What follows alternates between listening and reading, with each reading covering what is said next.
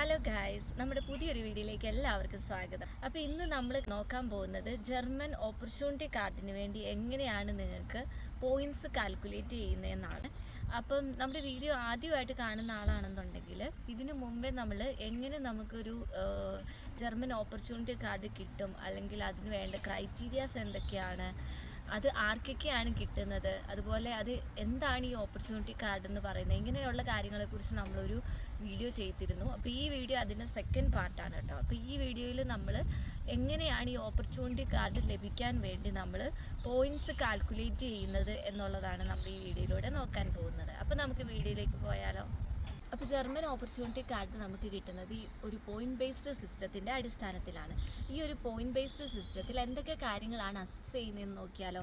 അതായത് നിങ്ങളുടെ qualification, work experience, age, അതുപോലെ തന്നെ നിങ്ങളുടെ ലാംഗ്വേജ് സ്കിൽസ്, പിന്നെ അതർ ഫാക്ടേഴ്സ്, ഇങ്ങനെയുള്ള കാര്യങ്ങളൊക്കെ അസസ് ചെയ്തതിന് ശേഷമാണ് നിങ്ങൾ ഈ ഒരു ജർമ്മൻ ഓപ്പർച്യൂണിറ്റി കാർഡിന് എലിജിബിൾ ആണോ അല്ലയോ എന്ന് നമ്മൾ കണക്കാക്കുന്നത്. അപ്പം നമുക്ക് ഈ ഓരോ ക്രൈറ്റീരിയയുടെ അടിസ്ഥാനത്തിൽ നമുക്ക് എത്ര പോയിന്റ്സ് കിട്ടുമെന്ന് നോക്കിയാലോ. ഇപ്പോൾ ഫസ്റ്റ് തന്നെ നമ്മൾ പറയാൻ പോകുന്നത് ക്വാളിഫിക്കേഷൻ്റെ കാര്യമാണ്. അപ്പം ഞാൻ പറഞ്ഞല്ലോ, ക്വാളിഫിക്കേഷനാണ് ആദ്യത്തെ ഒരു ക്രൈറ്റീരിയ എന്ന് പറയുന്നത്. അപ്പോൾ നിങ്ങൾ നല്ല സ്കിൽഡ് പ്രൊഫഷണൽ ആണെങ്കിൽ, അല്ലെങ്കിൽ നിങ്ങൾ നല്ല ക്വാളിഫൈഡ് പ്രൊഫഷനാണ് നിങ്ങൾക്കുള്ളതെങ്കിൽ, അതുപോലെ തന്നെ നിങ്ങളുടെ ആ ഒരു ക്വാളിഫിക്കേഷൻ ഇവിടെ പാർഷ്യലി റെക്കഗ്നൈസ്ഡ് ആണെന്നുണ്ടെങ്കിൽ, അതായത് നമ്മളിപ്പോൾ നാട്ടിൽ നിന്ന് ഇങ്ങോട്ട് നേഴ്സിംഗ് ഒക്കെ പഠിച്ചിട്ട് ഇങ്ങോട്ട് വരാനായിട്ട് ഒരു നേഴ്സായിട്ട് ജോലിക്ക് ശ്രമിക്കുന്ന സമയത്ത് നമ്മൾ നമ്മുടെ സർട്ടിഫിക്കറ്റുകൾ ഇവിടെ ലൈസൻസിന് വേണ്ടി സബ്മിറ്റ് ചെയ്യാറുണ്ട്. അപ്പോൾ ആ ഒരു അനേർക്കിനിങ് എന്ന് പറയും ആ ഒരു പ്രോസസ്സിന്. അപ്പോൾ അത് കഴിഞ്ഞ് നമുക്കൊരു ബെഷൈഡ് കിട്ടും. അപ്പോൾ അതുപോലെ നമ്മൾ സർട്ടിഫിക്കറ്റ് ഇവിടെ നമ്മൾ ഓൾറെഡി റെക്കഗ്നൈസ് ചെയ്തിട്ടുണ്ട് എന്നുണ്ടെങ്കിൽ നമുക്കൊരു 4 പോയിൻറ്റ്സ് കിട്ടും. അപ്പോൾ അതാണ് ക്വാളിഫിക്കേഷൻ്റെ അടിസ്ഥാനത്തിൽ പറയാനുള്ളത്. അതുപോലെ നിങ്ങളുടെ പ്രൊഫഷൻ ഒരു ഷോർട്ടേജ് സ്കിൽഡ് ലേബറിൻ്റെ അണ്ടറിൽ വരുന്നതാണെങ്കിൽ നിങ്ങൾക്ക് 1 പോയിൻറ്റ്സ് എക്സ്ട്രാ ലഭിക്കും. അതുപോലെ ഇനി നമുക്ക് ഏജിൻ്റെ അടിസ്ഥാനത്തിൽ നമുക്ക് എത്ര പോയിൻറ്റ്സ് ലഭിക്കുമെന്ന് നോക്കിയാലോ. അതായത് അപ് ടു 35 ഇയേഴ്സ് ഓൾഡ് നമുക്ക് 2 പോയിൻറ്റ്സും, 35 to 45 ഇയേഴ്സ് ആണെങ്കിൽ 1 പോയിൻറ്റ്സുമാണ് നമുക്ക് ലഭിക്കുന്നത്. നമുക്ക് എക്സ്പീരിയൻസിൻ്റെ അടിസ്ഥാനത്തിൽ എത്ര പോയിൻറ്റ്സ് ലഭിക്കുമെന്ന് നോക്കാം. നമുക്കിപ്പോൾ ലാസ്റ്റ് 5 ഇയർ എടുത്തു കഴിഞ്ഞാൽ ഒരു 2 ഇയർ എങ്കിലും നമുക്ക് ആ ഒരു ഫീൽഡിൽ എക്സ്പീരിയൻസ് ഉണ്ടെങ്കിൽ നമുക്ക് 2 പോയിൻറ്റ്സും, അതുപോലെ 3 ഇയർ ആണ് എക്സ്പീരിയൻസ് എങ്കിലും നമുക്ക് 3 പോയിൻറ്റ്സുമാണ് ലഭിക്കുന്നത്. അപ്പോൾ നമുക്കിനി ലാംഗ്വേജ് സ്കിൽസിൻ്റെ അടിസ്ഥാനത്തിൽ എങ്ങനെയാണ് പോയിൻറ്റ്സ് കാൽക്കുലേറ്റ് ചെയ്യുന്നതെന്ന് നോക്കാം. അതായത് ജർമ്മൻ A2 ലെവൽ ഉണ്ടെങ്കിൽ നിങ്ങൾക്ക് 1 പോയിൻറ്റ്സ്, അതുപോലെ ജർമ്മൻ B1 ലെവലാണെങ്കിൽ 2 പോയിൻറ്റ്സ്. ഇപ്പോൾ B2 ആണ് നിങ്ങൾക്കുള്ളത്, അല്ലെങ്കിൽ അതിന് മുകളിലോട്ട് C1 അല്ലെങ്കിൽ C2 ആണുള്ളതെങ്കിൽ നിങ്ങൾക്ക് 3 പോയിൻറ്റ്സ് കിട്ടും. അപ്പോൾ അതുപോലെ തന്നെ നമുക്കിപ്പോൾ ജർമ്മൻ തന്നെ വേണമെന്ന് നിർബന്ധമില്ല. നമുക്കിപ്പോൾ ഇംഗ്ലീഷ് ലാംഗ്വേജ് C1 ലെവലോ അല്ലെങ്കിൽ അതിന് എബവോ ഉണ്ടെങ്കിൽ നിങ്ങൾക്ക് 4 പോയിൻറ്റ്സ് കിട്ടും. അതായത് ജർമ്മൻ ലാംഗ്വേജിനെക്കാട്ടി 1 പോയിൻറ്റ്സ് എക്സ്ട്രാ നിങ്ങൾക്ക് കൂടുതൽ കിട്ടും.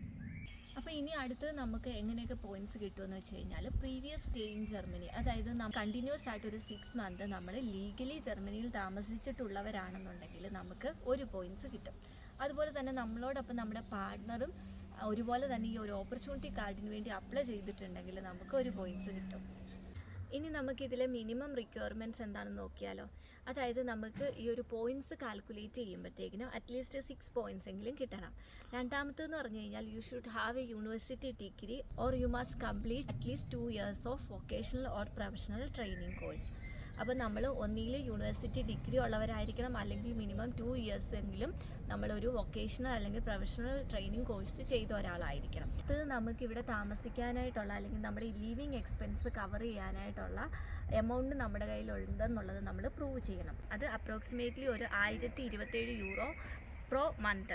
അപ്പം നമുക്ക് ഒരു മാസം 1027 യൂറോ വെച്ചിട്ട് നമ്മുടെ കയ്യിലുണ്ട് എന്നുള്ളത്, അതായത് നമ്മുടെ ലിവിങ് എക്സ്പെൻസിന് വേണ്ടി ഉണ്ട് എന്നുള്ളത് നമ്മൾ പ്രൂവ് ചെയ്താലേ നമുക്ക് ഈ ഒരു ഓപ്പർച്യൂണിറ്റി കാർഡ് ലഭിക്കത്തുള്ളൂ. അപ്പോൾ ഈ 1027 യൂറോ എന്ന് പറയുന്നത് ഒന്നുമല്ല. നമുക്കിവിടെ വന്നൊരു വീടൊക്കെ എടുക്കണമെന്നുണ്ടെങ്കിൽ അത്യാവശ്യം നല്ലൊരു എമൗണ്ട് ആകും. അതായത് ഇപ്പോൾ ഹോസ്റ്റലൊക്കെ ആണെന്നുണ്ടെങ്കിൽ ഒരു 300-400 യൂറോയ്ക്കൊക്കെ ചിലപ്പോൾ നമുക്ക് ഹോസ്റ്റലുകളിലൊക്കെ കിട്ടും. അതല്ല നമ്മളൊരു അപ്പാർട്ട്മെൻ്റ് ഒക്കെ ആണെന്നുണ്ടെങ്കിൽ മിനിമം 500 യൂറോ എങ്കിലും നമുക്കാകും. അപ്പോൾ ഇത്രയൊക്കെ കാര്യമാണ് പോയിന്റ് ബേസ്ഡ് സിസ്റ്റത്തെക്കുറിച്ച് നമുക്ക് പറയാനായിട്ടുള്ളത്. അപ്പോൾ ഞാൻ പറഞ്ഞില്ലേ, ഓൾറെഡി നമ്മൾ ഓപ്പർച്യൂണിറ്റി കാർഡ് എന്താണ്, ആർക്കൊക്കെയാണ് കിട്ടുന്നത്, അതുപോലെ അതിൻ്റെ ക്രൈറ്റീരിയാസ് എന്തൊക്കെയാണ്, അപ്പോൾ അതിൽ വരുന്ന ഒരാൾക്ക് ഫാമിലീനെ കൊണ്ടുവരാൻ പറ്റുമോ, ഇങ്ങനെയുള്ള എല്ലാ കാര്യങ്ങളും നമ്മൾ ലാസ്റ്റ് വീഡിയോയിൽ പറഞ്ഞിരുന്നു.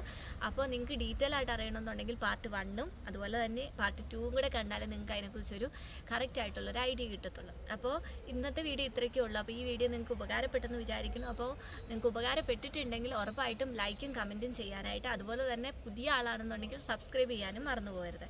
അപ്പോൾ ഇന്നത്തേക്ക് ഇത്രയൊക്കെ ഉള്ളൂ. അപ്പോൾ ബൈ ബൈ, ടേക്ക് കെയർ.